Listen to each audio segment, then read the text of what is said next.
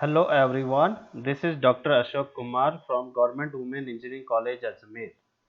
This is lecture 2 of reflector antenna series, and in this lecture 2 we are going to discuss about Cassegrain reflector antenna.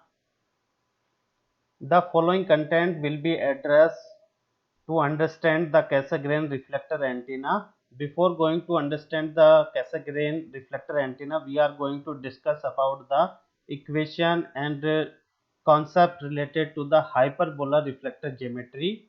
The contents of this lecture is prepared with the help of following these reference books. First, we are going to discuss about the hyperbola hyperboloid reflector geometry. This is very important to understand the Cassegrain reflector configuration. Uh, as we have discussed in lecture 1 about the prime focus reflector antenna, paraboloid reflector antenna, and there we have discussed about the equation of parabola. In this lecture 2 we have discussed the equation of hyperbola, or we can say hyperboloid reflector geometry. A hyperboloid surface can convert a spherical wavefront into another spherical wavefront emanating from a virtual focal point. So this is important here, as we can see in hyperboloid spherical wavefronts we have converted into the spherical wavefronts, but in the case of parabola we have converted spherical wavefronts into the plane wavefronts.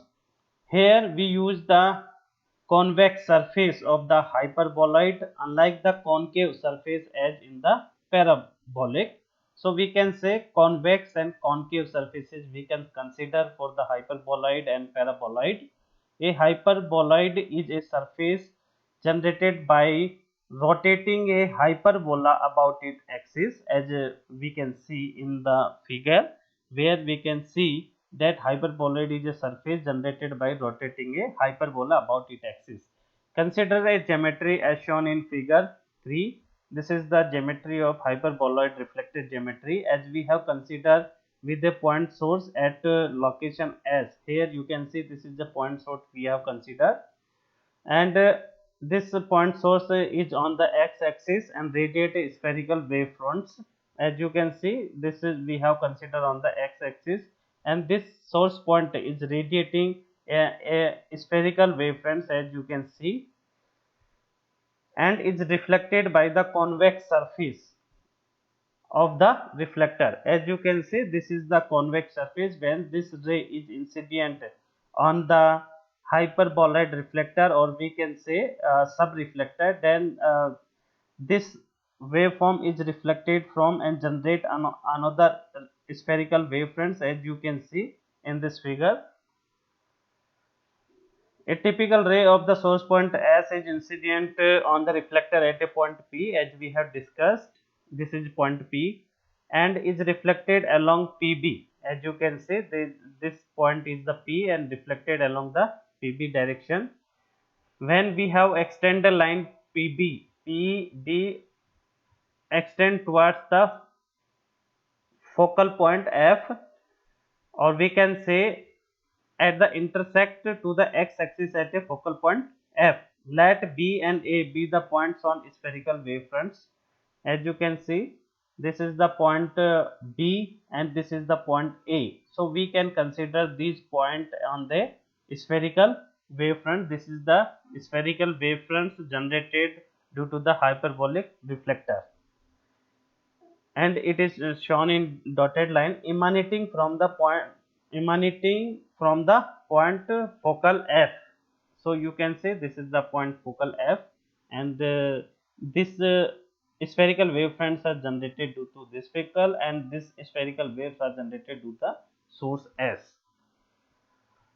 Select a point O exactly. As you can see, this is the point O, and this point O is exactly in the midway between the source S and a reflector, hyperbolic reflector, uh, focal point F. So we can say the distance of SO is equal to OF, which is equal to C.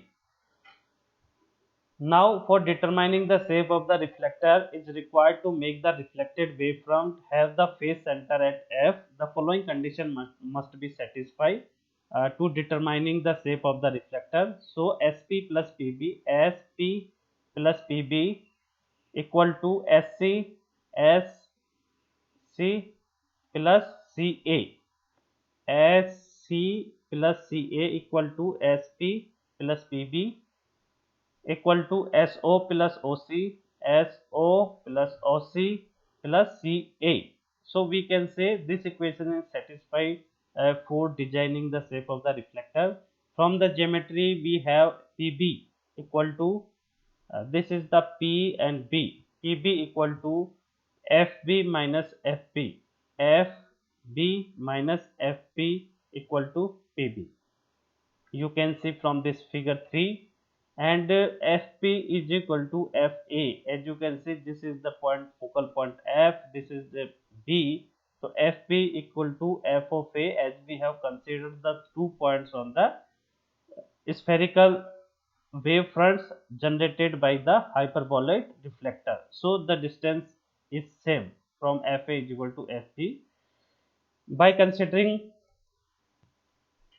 these equation 12, 13 and 13, 14 and SO is equal to OF. As you can see, this is the SO is equal to OF. As we have discussed, this value is equal to C. So we can put these values in equations 12 and we can get SP minus PF. SP minus PF is equal to twice of OC. O, and this is the C. So SP plus PF is equal to twice of OC. So this is the equation of hyperbola, as you can get from the figure.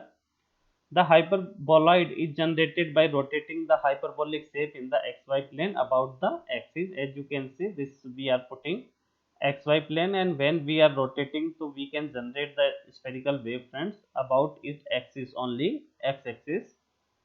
Substituting the coordinates of the point from the figures S minus C 0 0, as we can say this is the origin, so we can consider this distance is the C, so we minus C 0 0, C A 0 0 at C.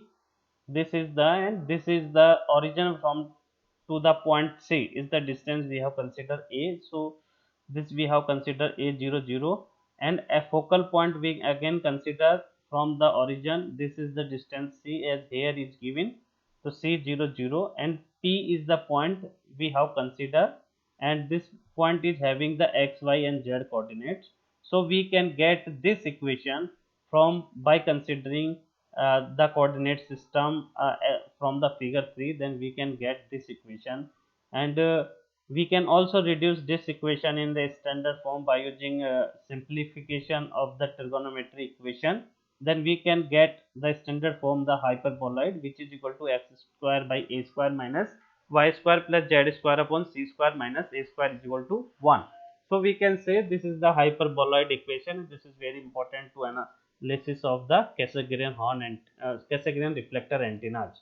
The another important thing, as we can see from this figure, that the Snell law is satisfied at a point P x y z, which is equal to incident angle psi of I is equal to psi of r. This Snell law of reflection is also satisfied in the case of hyperboloid at a reflection point P x comma y z.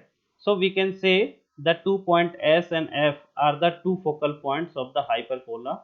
It is seen that a spherical wave emanating from the point source S appears as a spherical wave from emanating from the virtual focal point F. So you can say the ray generated from the point source S is generating the spherical wave fronts, and from the imaginary focal point we can say F is the imaginary, and this is also generated the another spherical wave front. So this is the important thing, as we can see in the case of hyperboloid reflected geometry. It is seen that a spherical wave emanating from the point source appear as a spherical wave front emanating from the virtual point F. So this is the basic concept that can be used to understand the Cassegrain reflector geometry, configuration or antenna. So we have discussed about the Cassegrain reflector antenna, and we can say from the previous analysis that this is a dual reflector configuration using a hyperboloid surface as a secondary reflector or the sub-reflector, and a paraboloid surface as a primary reflector. As you can see, this we have considered as a primary reflector, and sorry, this is we hyperboloid we have considered as a secondary reflector or sub reflector we have considered. As we have discussed in the previous slides, that a hyperbolic converts a spherical wavefront emanating from the one focal point into another spherical wavefronts emanating from the virtual focal point, and that we have also concluded in the previous figure, and or we can say previous slides. So the principle is used to convert the primary wavefront from the horn antenna into a secondary spherical wavefront, which is used to illuminate the primary parabolic reflector. This is important in the case of Cassegrain reflector antenna, and here you can see this is the configuration of Cassegrain reflector antenna, and here you can see this is the feed horn antenna, and this feed horn antenna is illuminating the rays, and these rays are incident on the sub reflector, and this sub reflector is generated the another spherical wave fronts, and this spherical wave fronts is illuminate to the main reflector. This is the main reflector, and then main reflector is converted into the plane wave fronts, as we have discussed in the lecture 1 of reflector antenna series. There we have discussed about the prime focus paraboloid reflector. So the main advantage of this primary feed horn and its associated receiver transmitter can be located conveniently behind the main reflector. So we can say this is important. So we can feed the horn antenna at behind the main reflector, or we can say as a transmitter or receiver we can consider according to our requirement. The horn and primary reflector are facing the same direction. As you can see here, this is having the front along the x-axis direction. This is also having the spherical wavefronts into the plane wavefront along the x direction, as you can see. Thus, if the antenna main beam is pointing towards the sky, the noise temperature of the sky being much lower than that of the earth, the noise picked up from the spillover lobes of the primary horn is also minimized. As we have discussed the spillover loss, or we can say spillover lobes in the lecture 1 of this series, reflector antenna series. In the case of prime focus parabolic reflector we have discussed, and we can also minimize this drawback of prime focus parabolic reflector in the case of Cassegrain reflector antenna. So this is the configuration as we have discussed, and since the horn is fed behind the main reflector or projecting through the hole in the reflector, so we can here we can do one hole for projecting to the reflector can afford to have a much larger aperture for the horn, hence a narrower beam width for the primary horn antenna. This also reduces the sub reflector or size. So we can say if the feed horn having the beam width is very low, so in that case the sub reflector dimension we can also reduce. This virtual focus can be placed close to the sub-reflector so that the main reflector can have a small focal length and a large subtended angle at its focus. So you can say, and this is the imaginary focal point, and this is the horn antenna, and this angle is subtended by the horn antenna is large as compared to the as compared to the imaginary focal point, which is having the phi of m. So the Cassegrain configuration is equivalent to a primary focus paraboloid, as you can see in the dashed line. Here you can see this is using the dashed line you can see, and this is the plane wavefront we have considered. So this is the combination of the prime focus paraboloid reflector as well as the sub reflector, and this is the imaginary paraboloid of the same diameter as the main reflector fed by the same feed with the same subtended angle as the sub reflector.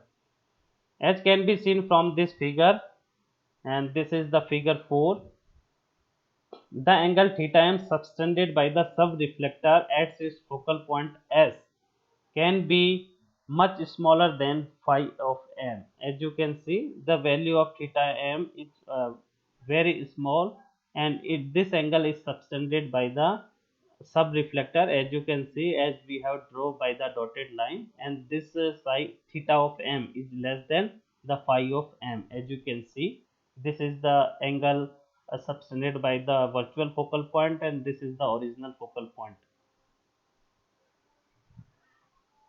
So the actual focal length Fa of the main reflector much smaller than the equivalent focal length Fe of the equivalent prime focus fed paraboloid. As you can see, this is OF.